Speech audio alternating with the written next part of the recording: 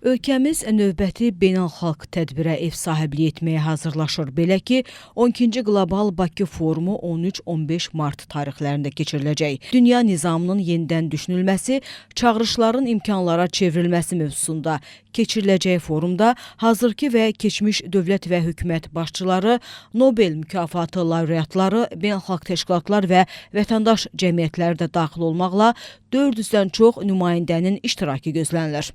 2013-cü ildən başlayaraq keçirilən Bakı Forumu dünyada mövcud olan reallıqları açıq müzakirə meydanına gətirir. Aktual problemlərin həlli istiqamətində addımlar atılır, yeni ideyalar və təşəbbüslər irəli sürülür.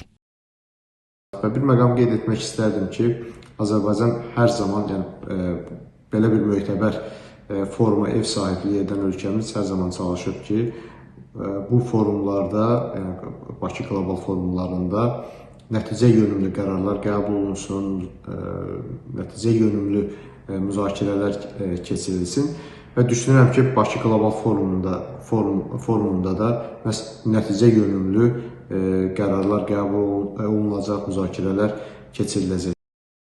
Heç şübhəsiz ki, bu məsələdə ölkəmizin regionda aparıcı aktora çevrilməsi də mühüm rol oynayır. Bugün Azərbaycan təkcə beynəlxalq və regional təşkilatlarda üzv dövlət kimi təmsil olunmur. Yeni dünya nizamının formalaşmasında, yeni qərarların qəbulunda və onların icra mexanizmlərinin işə düşməsində iştirak edir. Ölkəmizin güc və inkişafının simvoluna çevrilən Qlobal Bakı Forumunda müxtəlif mövzular müzakirə olunur. Dünyada artan münaqişələr və onların həlli istiqamətində birgə diskussiyaların geniş tərkibdə təşkili Bakı platformasında xüsusi əhəmiyyət daşıyır. Hesab edirəm ki, belə bir forumlara ev sahibliyi etməklə Azərbaycan ölkəmiz həm də dünyadakı aktual problemlərin həllinə öz töhfəsini vermiş olur. Digər vacib məqam təbii ki, ölkəmizin mövqeyi və maraqları ilə bağlıdır.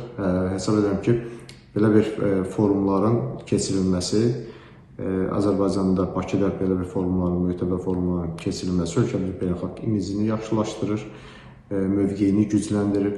Eyni zamanda da Azərbaycanın maraqlarının ifadə edilməsi baxımından da düşünürəm ki, Qlobal Bakı forumları olduqca vacib platformadır və hər zaman biz görmüşük ki, müşahidə etmişik ki, Cənab Prezident, ölkə başçısı ölkəmizin maraqlarını və mövqeyini bu platformada dəqiqliklə çatdırır. Yəni, Azərbaycan mümkün qədər bu platformalardan öz mövqeyini və maraqlarının ifadə edilməsi üçün istifadə edir.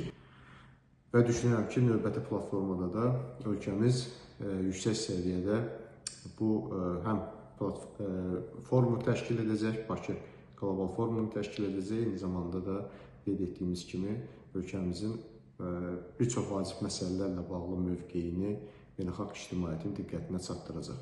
Qeyd edək ki, Qlobal Bakı Forumu da Davos Forumu, Münxen Təhlükəsizlik Konfransı kimi mühüm platformadır. Forumda həmçinin Albaniya, Şimali Makedoniya və Montenegro prezidentlərinin iştirakı gözlənilir.